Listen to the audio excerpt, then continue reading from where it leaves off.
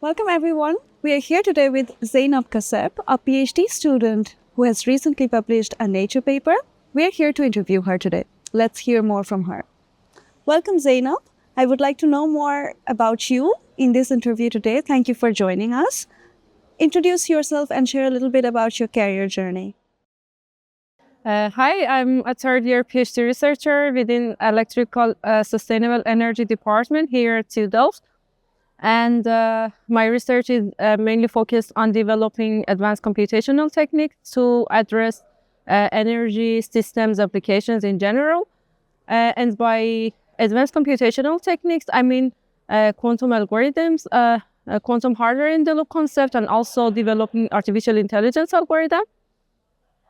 And in our recent work, we developed a applied quantum algorithm to address a relevant problem in energy transition, that is the convergence problem of traditional solvers, say Newton-Raphson methods, when actually applied to modern power systems. That sounds interesting, but are there any hobbies or interests that help you keep balance while working through this? Actually, I try to run on a daily basis to keep my life balanced. Also, I have enjoyed playing harmonica for several years, and I paused it for a while, but recently I resumed practicing my favorite songs. Also, if I have more time, say a long weekend, I would prefer to travel and explore new places. What is your paper about and why do you think it's important for society? I think it's all about looking at the traditional problem from a different perspective and then taking advantage of new technologies like quantum hardware to address unsolved challenges. Yeah. Who do you think who do you hope are the readers of your paper? And what would be the takeaways or the main takeaway that you think the readers should have from your paper?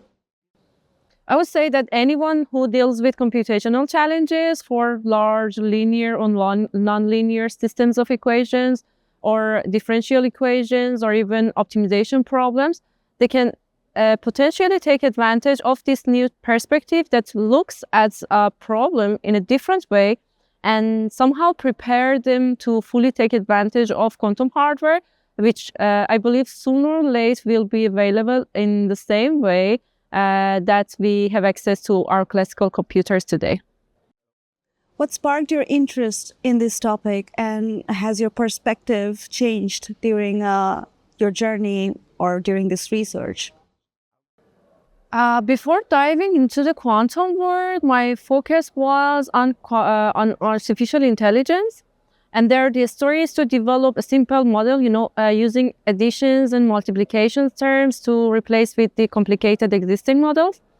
And then I interpret this work also as a model that is executable not only on classical hardware today, but it is ready to interact with the quantum hardware in the future. What is the best part about preparing this paper or such papers, and what were your biggest challenges? One of the best parts was collaborating with the quantum department within the NW, the Dataless project, the project that I'm working on as a PhD. And then in the beginning, it was an idea, and without implementing on a quantum or quantum-inspired hardware, we weren't even sure if that would ever work. So it was really a challenge to get access to the hardware to try out our ideas. But that time, D-Wave, D-Wave gives as a developer, gives me 1 minute per month computational time, but that was not clearly sufficient to perform this extensive experiment. But luckily, Matthias has a long-term research project with Fujitsu Limited on quantum CFD. And in the extension of this collaboration, we could arrange some hope and then perform the experiments on their digital annealing platform. And also, the Jülich Supercomputing Centre granted us access to their D-Wave Advantages system, so we were able to also test it on a real quantum hardware. If you could go back and start over, are there things that you would have done differently? Um, I think in this work, everything happened at the right time, and it was a great experience of explorations and learning, a lot of ups and downs, and everything flows very naturally. So if I start over again, I expect that everything will happen the same as before.